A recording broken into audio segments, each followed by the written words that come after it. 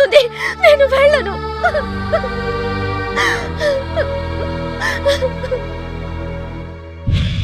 మీరిద్దరు తనకి ఓవర్గా సపోర్ట్ చేస్తున్నారు. రవి, అనవసరంగా మాటలు విసిరేయకు. ఇప్పుడు దీన్ని ఓపెన్ చేసేంత వరకు ఇందులో ఏముందో నాకు మీ అమ్మకు కూడా తెలియదురా. మీరు ఊరుకోండి. మనల్ని ఇంకా అర్థం చేసుకోలేనివాడు తనని ఎలా అర్థం చేసుకోగలడు? అమ్మా, ఇప్పుడు కూడా తను చేసింది కరెక్టే అని చెప్తున్నావు. దయచేసి నన్ను వదిలేయ్. Good evening sir.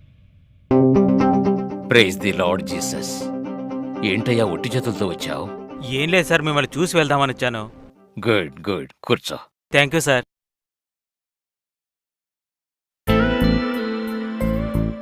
ఏమిటో తెలీదు సార్, జీవితమంతా కష్టాలమయంగా ఉంది.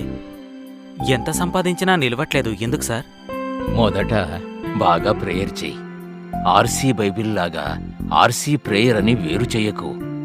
మనస్ఫూర్తిగా దేవునితో మాట్లాడు. అదే ప్రార్థన. నువ్వు వేడుకోవడానికి ఎవరి రికమెండేషను అవసరం లేదు. అడుగుడి ఇవ్వబడును. జీసస్ చెప్పాడని అందరూ అడుగుతున్నారు. దానర్థం వేరు. అడుగుడి అనేది ఎవరిని అనేది ఆలోచించాలి. రెండవది ఏం అడగాలి, తర్వాత ఎలా అడగాలి. అదేంటంటే అది చెప్పిన వారిని అడగాలి. ఫిలిపియర్ 4:6-7. ఏది చదువు చూద్దాం.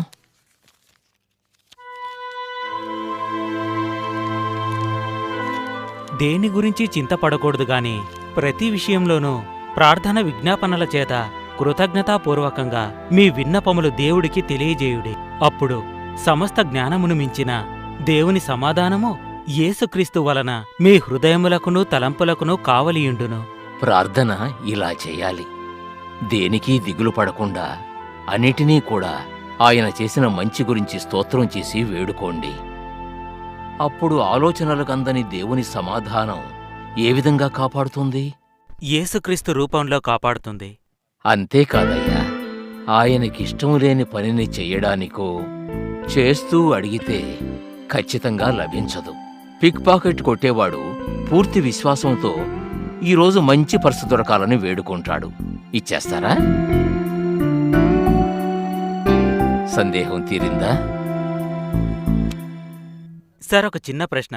కొంతమంది నగలు వేసుకోవడం లేదే, దాని గురించి మీరేమనుకుంటున్నారు?